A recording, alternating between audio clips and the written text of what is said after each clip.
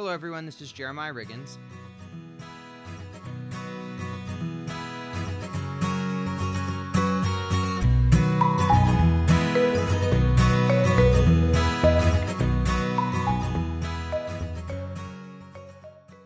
Thou shalt have no other gods before me. Thou shalt not make unto thee any graven image, or any likeness of anything that is in heaven above, or that is in the earth beneath, or that is in the water underneath the earth. Thou shalt not bow down thyself to them, nor serve them. For I, the Lord thy God, am a jealous God. Exodus 23-5.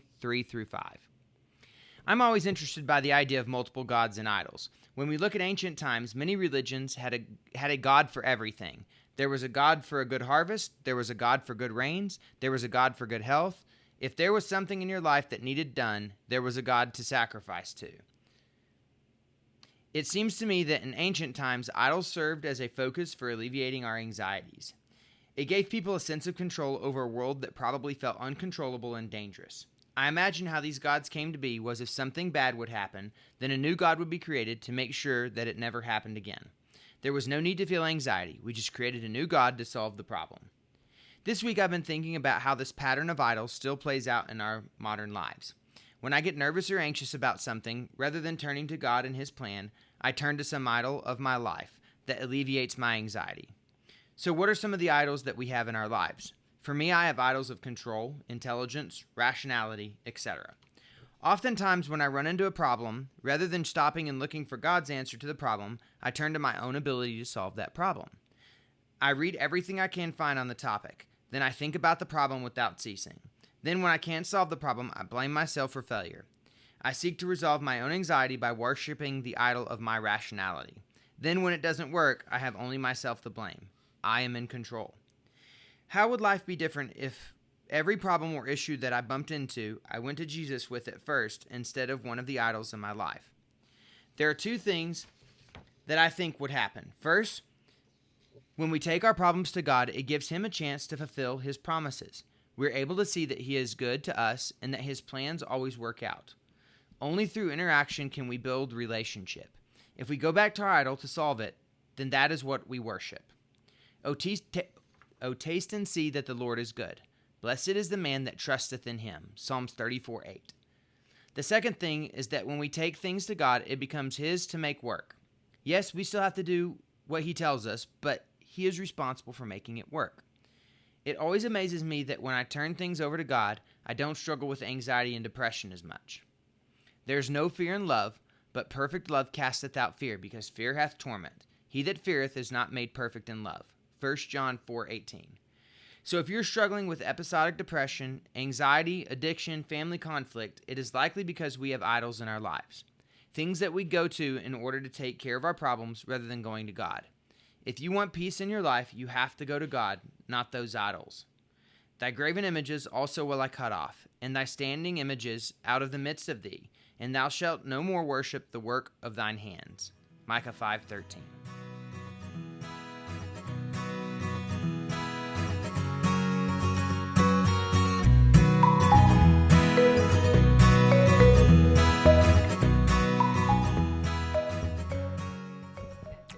You know, Jeremiah, whenever you read that, what eventually came to my mind was a ventriloquist. He sits there with I'll call it a dummy. I don't know of another name for it, but it's a dummy, and he manipulates it on the back, so it sounds like the dummy is talking when in actuality it's a ventriloquist. So I think of that when you said all the gods that were worshipped. It is us sitting down and taking all these little things that we manipulate and saying, oh, look, it's alive. It's telling me what to do. And I know that the Jewish people in total were like, no, we're going to take that scripture. There's nothing else but God. Mm-hmm. And then they horribly stumbled over the fact of Christ when she said, I and the Father are one. And sometimes it was like they were like, oh, no, that's blasphemy. We can't do that. We can't accept that at all. But the reason that they couldn't accept it is because they didn't have their little ventriloquist religion. because they were able to manipulate the people with the religion and get what they want. And now Jesus is like, no, I'm not a dummy. I talk for myself.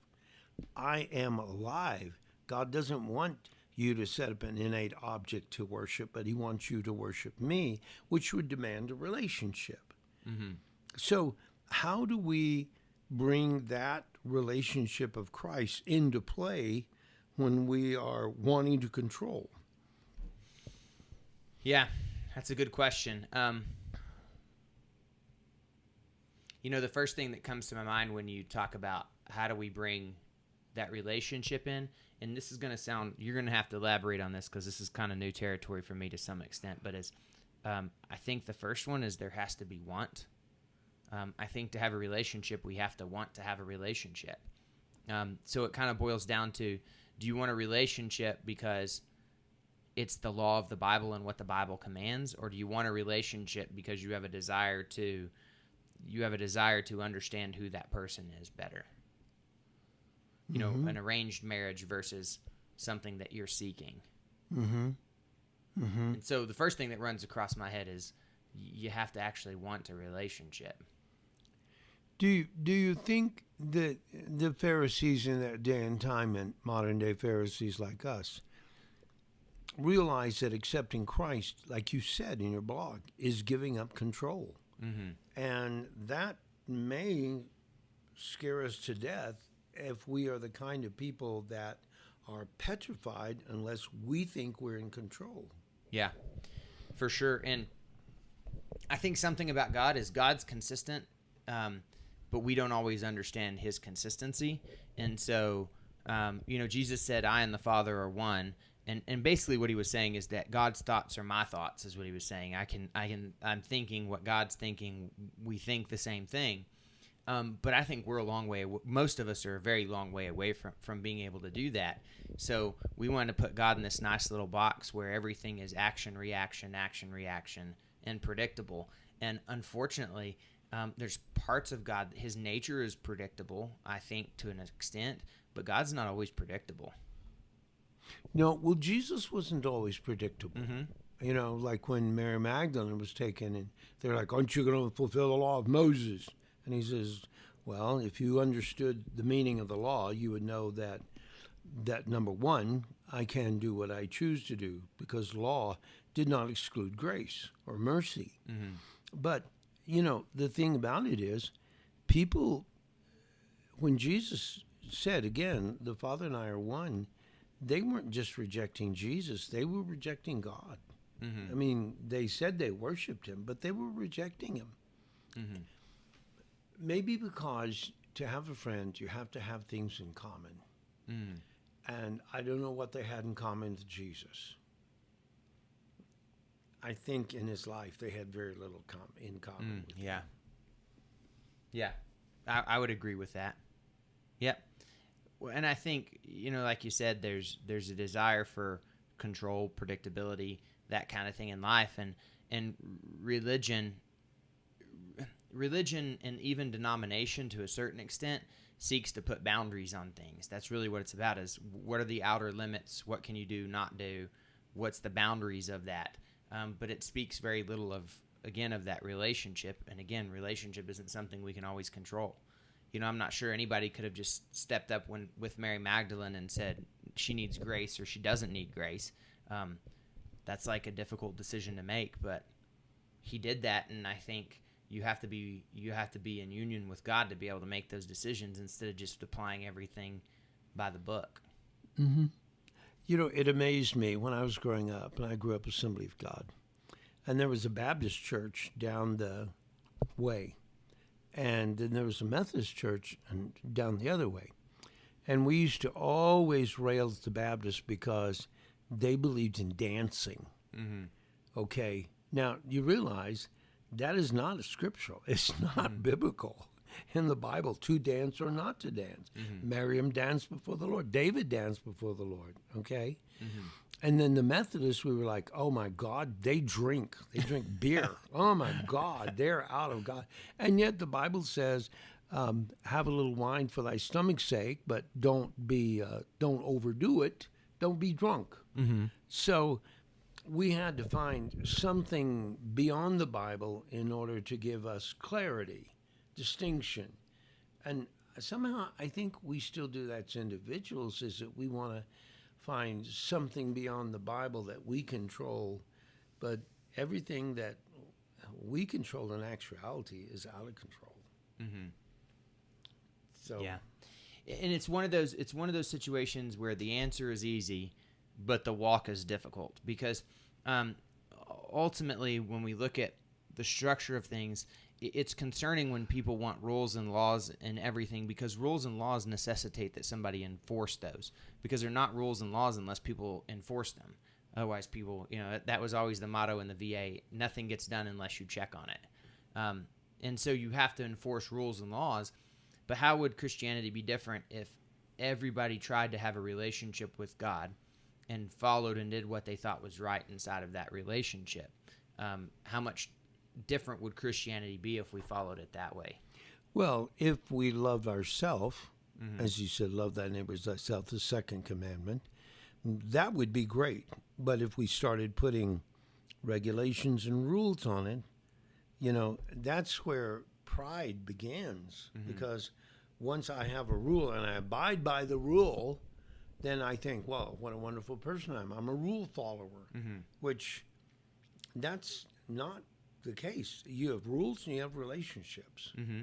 And at the ultimate base of that desire for control, controlling yourself, controlling the things around you, which is often that rule-based piece. If you go back in the history of, we'll call it the church, not necessarily Christianity, but if you go back in the history of the church, how many Christians died at the hands of the rules, at the hands of their own people for the sake of the rules? How many people were burned at the stake? How many people were killed in the Crusades? And so at the very, very base core of this desire to have rules for people, you see the really evil side of that if you go back in the history of Christianity, and it has to make you wonder how far off that ever really leaves from the psyche of the church. Yeah, I believe so. I think every day it would be good to sit down and list my gods. And to every day wake up in the morning and go, I will have no other gods before me. But that's going to be hard at first. It's going to be really hard at first not to fall back on your God, because that gives you comfort, even though you're the ventriloquist manipulating your God. Yeah. When we come to that reality and then we're going, oh my gosh, I'm screwed, because this is just a dummy God I've made over here. It's not the reality of God. Yeah. As one of my counselors used to say, he'd say you have to accept on life's terms.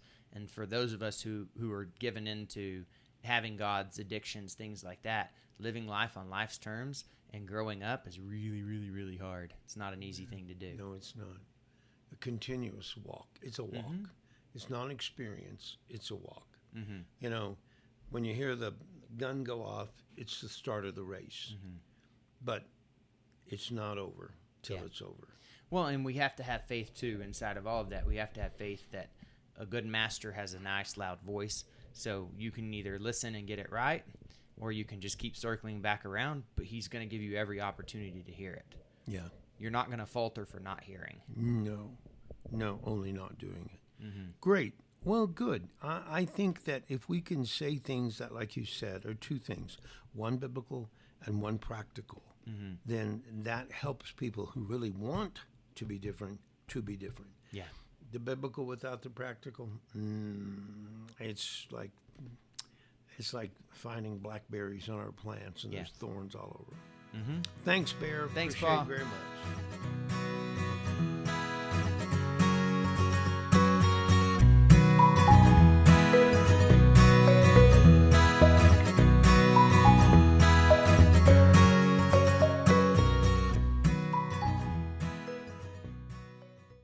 Hey y'all, thanks for joining us for Around the Supper Table. At Sanctuary Family Farms, we want to be real.